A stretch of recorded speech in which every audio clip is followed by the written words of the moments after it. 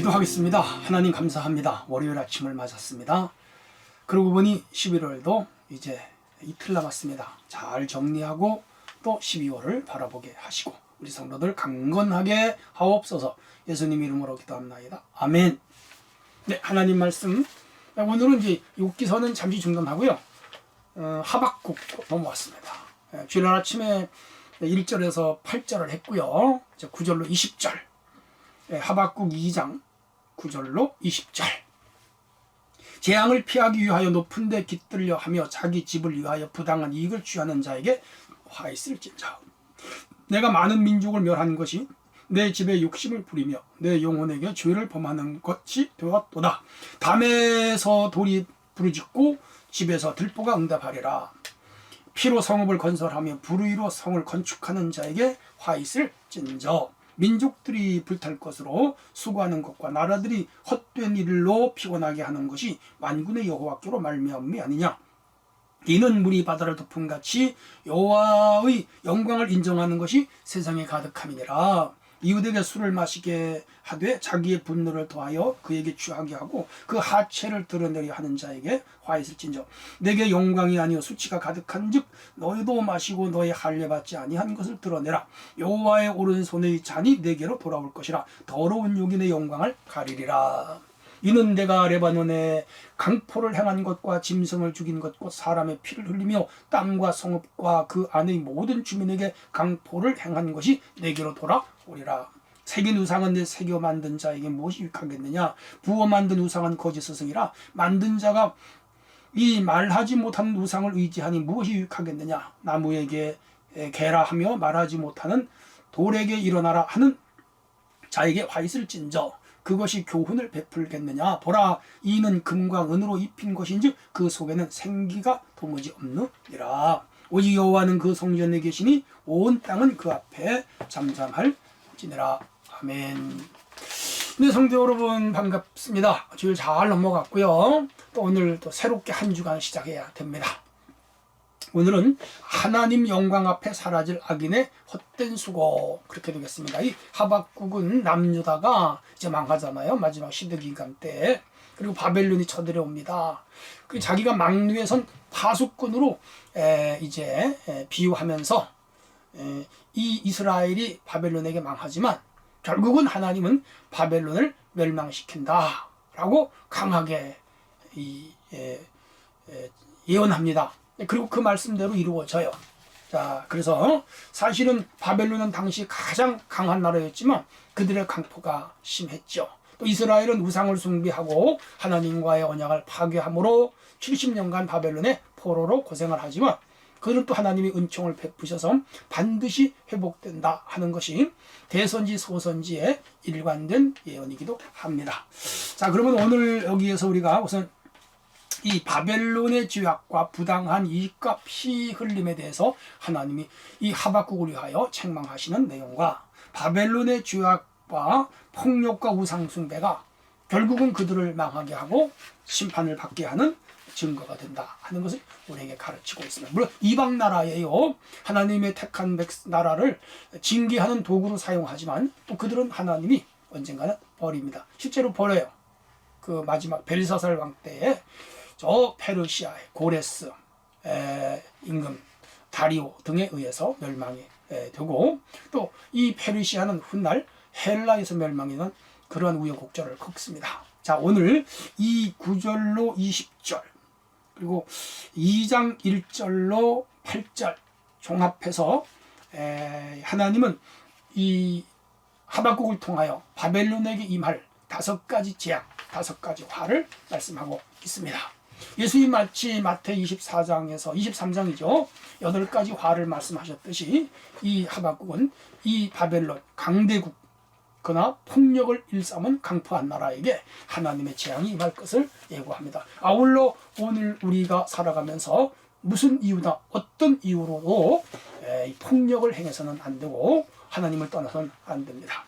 자, 그러면 이 바벨론에 임할 그 재앙 5가지가 2장 6절, 9절, 12절, 15절, 19절 이렇게 들어있어요. 우선 첫 번째 2장 6절을 보면 자기 소유가 아닌 것을 모으고 이를 위하여 여러 나라를 노력했기 때문에 하나님께서 그들을 심판하실 것을 예고합니다. 너를 억누를 자가 갑자기 일어나지 않겠느냐, 너를 괴롭힐 자들이 깨어나지 않겠느냐, 내가 그들에게 노략을 당하지 않겠느냐. 왜냐하면 이 바벨론은 수많은 나라를 노략질했습니다. 아수르도 노략질해서 뺏어갔고요. 지금 북왕국 아니 남유다도 이들이 사실 노략하고 그 주변에 많은 소국들이 있었습니다. 다 노략했어요. 사실 고대 전쟁이 그래요. 노략전쟁. 임진왜란도 노략전쟁. 병자호란도 우리나라의 노략전쟁이었죠. 수많은 전쟁들 오랑캐의 침범 노략전쟁입니다. 나쁜 거죠. 우리가 살면서 남의 것을 노략하면 안 됩니다. 남의 것을 강탈하면 안 됩니다. 남의 것을 뺏으면 안 됩니다. 요즘 뭐 대장동 때문에 배임 혐의 그러잖아요. 사실은요, 몇 사람이 국가의 이익이나 그리고 혹은 정부의 이익을 뺏어서 자기들 개인의 것으로 만든 겁니다. 사실 배임은 현대판 노략질이에요. 이런 거 하면 안 되죠. 다 죄악입니다. 자, 오늘 우리는 어떤 이유든지 남의 소유, 남의 인격, 또 남의 어떠한 가정의 이익을 뺏지 않도록 우리는 도와주고 협력하고 공존하는, 그게 기독교의 복음이고 가치입니다. 자, 그 다음 이제 9절에서는 부당한 이익을 취해서 안전을 도모하는 것을 죄라고 합니다. 재앙을 피하기 위하여 높은 데 깃들려 하며 자기 집을 위하여 부당한 이익을 취하는 자에게 화가 있다.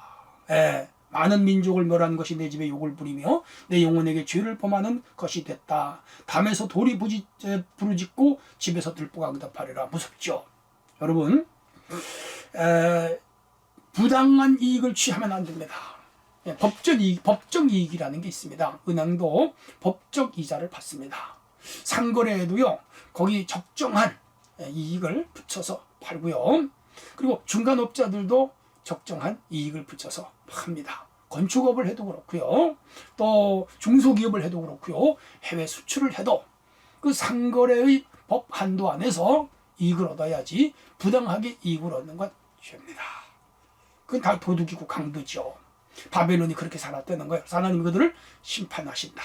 오늘 깊이 우리가 새겨들어야 될 것입니다. 12절에는요. 피로써 성읍을 건축했다. 여기서 12절 피로 성읍을 건설하며 불의로 성을 건축하는 자에게 화가 있다. 뭘 말해요? 이들이 전쟁을 통해서 젊은이들을 노예로 잡아오고 그 노예들을 부려서 성을 건축하고 그 고생하고 성을 건축한 노예들을 죽여버리고, 이게요 바벨론도 그랬고요, 페르시아도 그랬고요, 고대 헬라도 그랬고요, 로마는 아주 극심했습니다. 이스라엘 전쟁 포로들을 수십만 명을 붙잡아가고 로마시를 건축하고 그들을 생매장을 시켜버렸죠.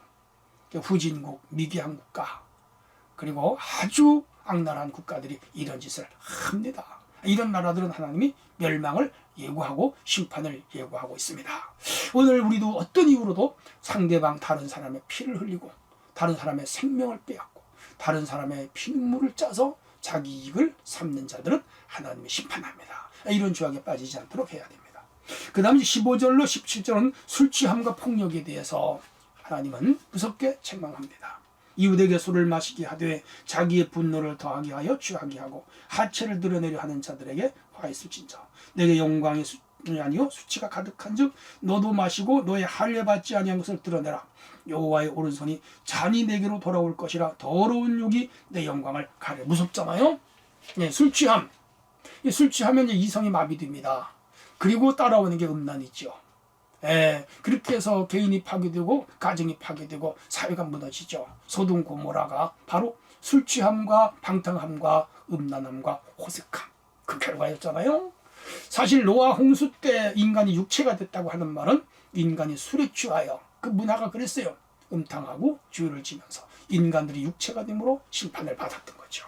그리고 오늘 기독교인들은요, 우리 성실해야 됩니다. 음주 감옥 좋지 않아요. 그래서 기독교는 근본적으로 술을 금합니다. 오늘 깊이 기억하고 술뿐 아니라 세상에 무엇에 취하지 않도록 우리는 힘써야 됩니다. 그 다음에 이제 18절에는 우상숭배입니다. 18절로 19절. 새긴 우상은 그 새겨 만든 자에게 무엇이 유익하겠느냐. 우상은 거짓 스승이라 만든 자가 말하기 못하는 우상을 의지하니 무엇이 유하냐. 안무개 개 꾀라 하며 말하지 못하는 돌에게 일어나라. 화가 있다는 거예요. 그건 금과 은을 입힌 것에 불과하지 그 우상은 신이 아니고 존재가 아니며 그 우상 속에는 생명이 없다는 것이죠. 생사화복을 주장하는 분은 하나님 한 분밖에 없지요. 어찌 우상이 인간에게 복을 주겠습니까? 근데 지금 바벨론도 우상국가, 북이스라엘도 우상국가, 저 아수르도 우상국가, 남유다가 타락한 우상국가가 된 거예요. 해서 하나님 바벨론에게 팔아서 70년 유수생활을 할 수밖에 없었던 것이죠. 오늘 우리들 마음속에 어떤 우상이 있지 않은가 살펴봐야 돼요. 우리는 우상을 섬기는 것이 아니라 오직 하나님 한 분만을 섬겨야 됩니다. 해서 하박국은 20절에 아주 중요한 말씀을 합니다. 오직 여호와는 그 성전에 계시니 온 땅은 그 앞에서 잠잠할지니라. 우리 잘 아는 구절이잖아요. 맞아요. 하나님 성전에 계십니다. 여기는 우상이 있는 곳이 아니에요. 우상을 섬기는 장소가 아니에요. 하나님을 섬기는 장소죠. 여기서 우리가 하나님 잘 섬기고요. 세상에 어떤 분 하나, 세상에 가문이설들, 수많은 논리나 변증들이 교회 안에 들어오지 못하게 하고 오직 복음만이 선포되고 해서 하나님께 무릎을 꿇고 모든 사람들이 그리스도의 구속의 은총으로 구원받음을 굳게 믿고 하나님 잘 믿어 복음을 전하고 영혼을 구원하고 한나라를 확장해 나가는 우리 모두가 되어야 될 것입니다.